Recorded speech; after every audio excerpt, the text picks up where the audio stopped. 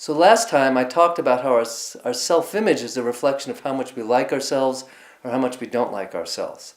But I think it's important to understand more about what our self-image is comprised of.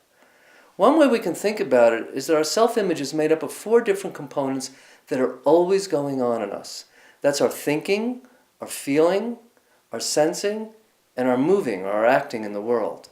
And a change in any one of these parts of the self potentiates the change in the rest of ourself. And so these are ways that we can start to inform ourselves about how we can like ourselves more. Do I like the way I think? Do I like the way I feel? Do I like the way I move or sense? Now, the question is, how easy is it to make changes in these different aspects of ourselves? So look at thinking, for example. Can we change the way we think? Sure, of course we can. But how long does it take? And how do we know when we really change the way we're thinking? Or am I just thinking that I'm thinking in a different way and kind of loop back into an old way of thinking again? So it's kind of tricky to actually know that we're doing something differently there. And what about changing how we feel? Well, changing how we feel is even more confusing because usually we either don't know what we're feeling or we're feeling too much of something. And so how do we change that? Well, there are techniques that help us change that. Sometimes they're quick, but mostly over time, it takes us a long time to understand and develop a relationship with our feelings. I'm always struck with the image of a child where they're crying and you dangle keys in front of their face, and all of a sudden they're fine.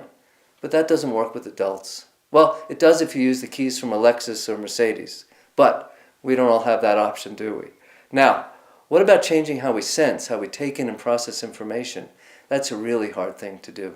We don't even know how we do it. That's one of the major researches that are being done today in the plasticity of our brain. There's a great book called The Brain That Changes Itself that talks about that if you want to read more about that.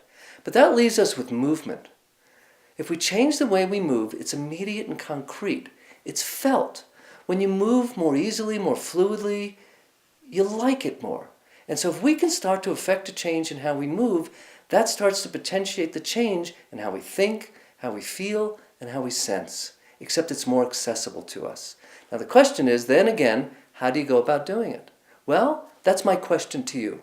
Write back and tell me all the ways that you've come up with to explore movement in ways that it helps you like yourself more.